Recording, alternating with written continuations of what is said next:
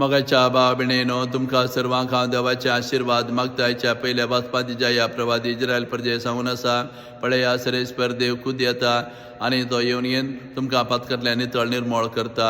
सदां ताचे हाजरपण तो तुमकां दाखयता. मोडाच्या आनी उज्याच्या रुपार तो तुमचे थंय वस्ती करता. कश्टान वारा आयल्या वेळार तो तुमकां राखता. असलो बरवसो तो तांकां दिवन आसा.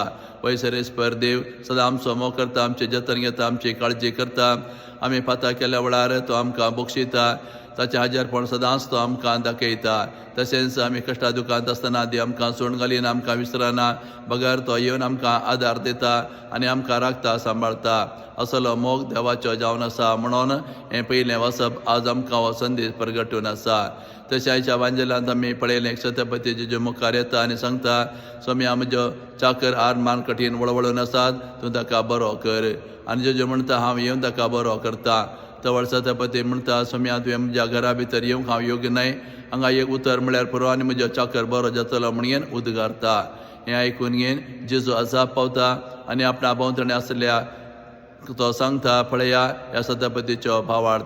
असलो भावार्थ इस्रायल सयत कोणा थंय म्हाका पळोवं मेळूना म्हणून ताच्या भावार्था खातीर ताका सभासकी फाटयता. वय ह्या घडितांत आमी पळयता तो छत्रपती अन्य जातीचो तो जावन आसलो, अधिकारा हुद्द्यार तो आसलो जाल्यार जेजू मुखार तो सादो जाता, खालतो जाता. आपलें उणेंपण तो वळखून घेता आनी जेजू लागीं खालतेपणान मागता. आनी जेजू ताच्या भावार्थ पळोवन संतोश पावता आनी ताच्या चाकराक बरें करता. हींच छत्रपतीची उतरां हर एक दीस आमी मिसा वेळार आमी वापरता.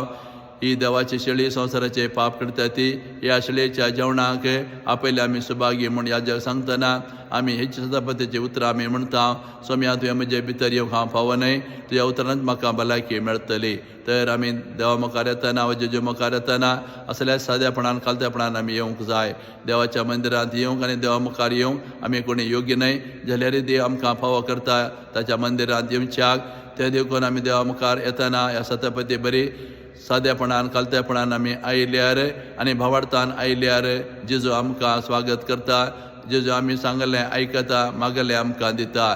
ते देखून कितले सादेपणान खालतेपणान भावार्थान जेजूरचे आमी येता तितले जेजू आमकां लागीं जाता आनी आमी मागलें आनी आशिल्लें तो आमकां फावो करता. असलो संदेश आज जेजू ह्या वांजेलाच्या घडिता मुखांतर आमकां दिवन आसा.